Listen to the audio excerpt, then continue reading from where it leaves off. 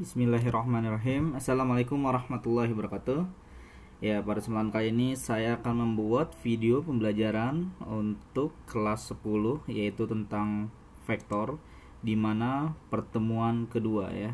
Harusnya ini bukan bab 2 tapi bab ketiga ya. Oke.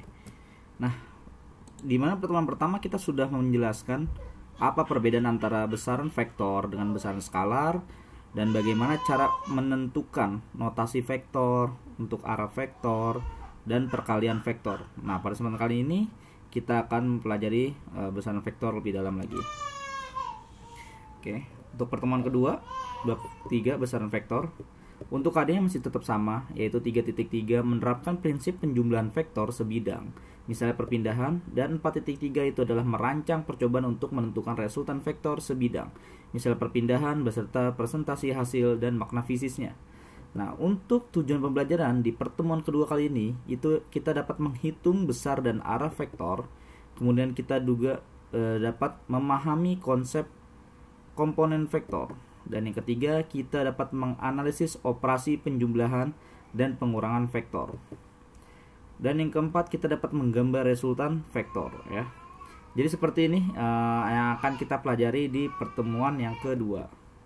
Oke, sebelum kita masuk bagaimana tadi cara memahami konsep besar dan arah, menganalisis operasi penjumlahan dan pengurangan beserta cara menggambarkan resultan vektor, kita harus menentukan arah vektor terlebih dahulu. Nah, sebenarnya untuk arah vektor ini adalah kesepakatan kita bersama ya. Jadi tidak harus seperti yang saya jelaskan ini, tapi kita mengasumsikan bahwasannya arah yang ke kanan, arah yang ke atas, dan arah yang berlawanan dengan arah jarum jam itu dia bernilai positif.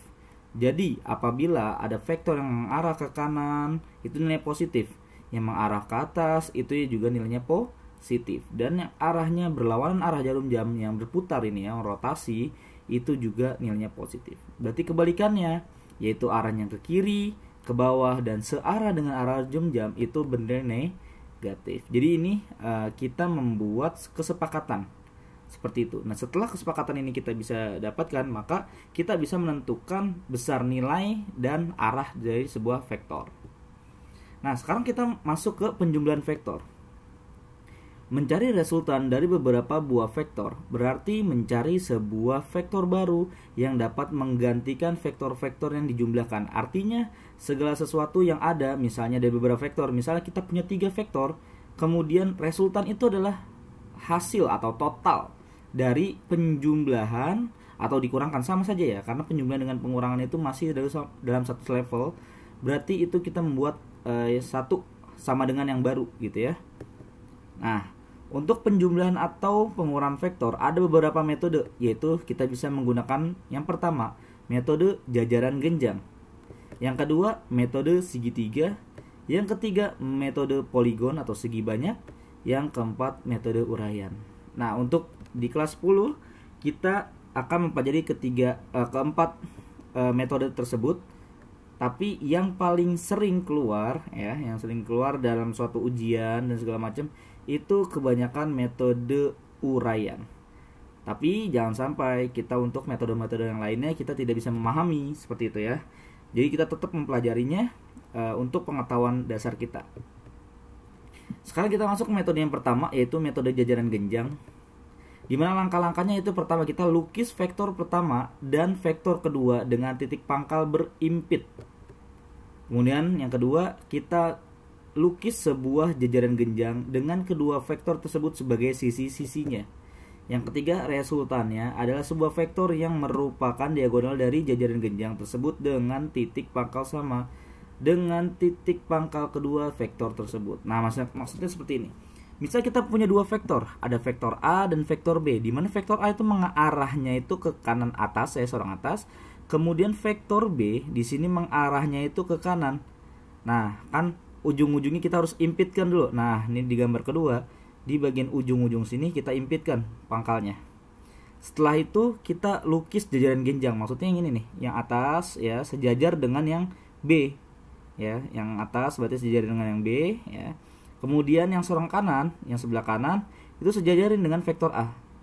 setelah kita dapatkan akan ketemu di sini nih, akan sebuah memiliki titik tumpu. Kemudian kita buat sebuah garis dari pangkal sampai ke titiknya atau ke panahnya. Nah, dari pangkal ke panahnya ini disebut dengan resultan. Nah, resultan sama dengan A ditambah B. Maksudnya vektor A ditambah vektor B. Seperti itu, ya. Jadi, untuk mencari besarnya sebuah vektor, nah, kalau tadi kan ini cara menentukan menggambarkannya. Untuk mencari nilainya atau besarnya sebuah vektor, berarti kan kita udah belajar ya. Kemarin R itu adalah vektornya, berarti sama dengan R atau sama dengan dimutlakkan ya. Itu secara simbolis sama dengan nilai A kuadrat ya, vektor A kuadrat ditambah vektor B kuadrat ditambah 2AB cos theta. Nah, ini juga disebut dengan aturan kosinus. Jadi kalian hafalkan saja ya. Di mana nilai cos theta itu adalah sudut yang mengapit di antara A dengan B ya. Sudutnya mengapit di antara A dengan B. Coba kalau misalnya di sini kita bisa membuat ya. Nah, jadi sudut tetanya itu adalah A dengan B. Jadi yang ini maksudnya ya. Ini adalah sebuah sudut tetanya. Jadi seperti itu. Oke. Jadi seperti itu. Nah, ini ya. Antara A dengan B. Nah, dengan catatan, nggak bisa dihapus secara langsung. Kita harus ini dulu. Nah, oke.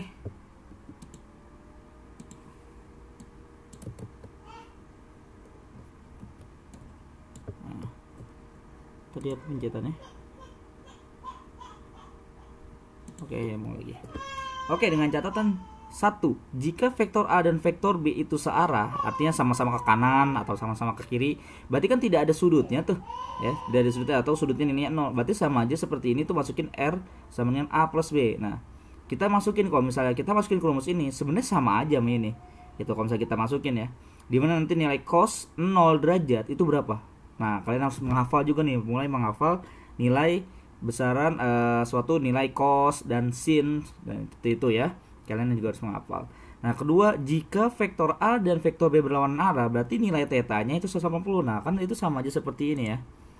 Sama aja seperti garis lurus gitu kan. Sama aja seperti garis lurus. Nah, yang A-nya itu ke kiri misalnya gitu ya. Yang B-nya itu ke kanan. Berarti kan ini sudutnya berupa 180.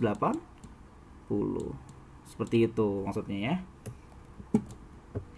Nah, kemudian kalau misalnya 180 berarti sama aja kayak A min B ya. Nilainya kalau misalnya kita harusnya sepakati ya. Misalnya A itu yang positif tadi kemana? Yang positif itu ke kanan. Berarti kita anggap yang A itu ke kanan. Tadi kan yang digambar tuh A itu ke kiri. Berarti kebalik ya. Berarti harusnya A itu yang ke kanan, B itu yang ke kiri ya. Negatif di sini berarti adalah nilai yang ke kiri seperti itu.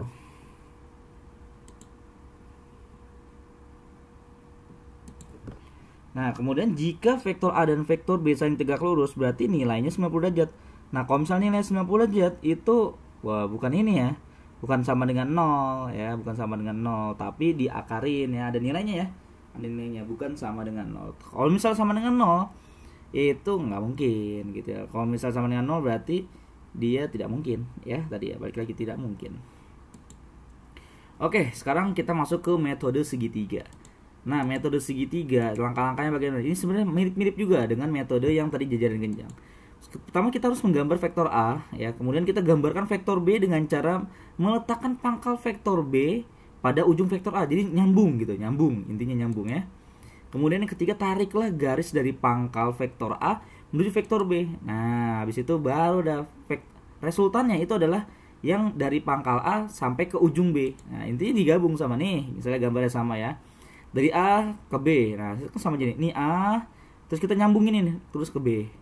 Nah, terus kita tarik garis lurus. Set. Nah, ini disebut dengan metode segitiga. Nah, sebenarnya sama aja ya, mirip-mirip ya. Intinya mirip-mirip. Dengan panjang R ini nanti sama dengan metode yang jajaran genjang tadi. Seperti itu. Untuk mencari besarnya gimana? Sama aja. Untuk mencari nilai arahnya bagaimana? Sama juga. Nah, kemudian ada juga metode poligon. Sebenarnya metode poligon itu mirip ya tahapannya dengan metode segitiga. Maksudnya segitiga itu berarti kan cuma ada 3 ya sisinya ya. Kalau misal segi banyak berarti vektornya ada banyak. Kalau misal segitiga tadi minimal atau bukan minimal tapi lebih tepatnya vektornya hanya 2. Nah, kalau misal segi banyak berarti vektornya lebih dari 2 gitu maksudnya. Sama cara menggambarkannya. Misalnya di sini ada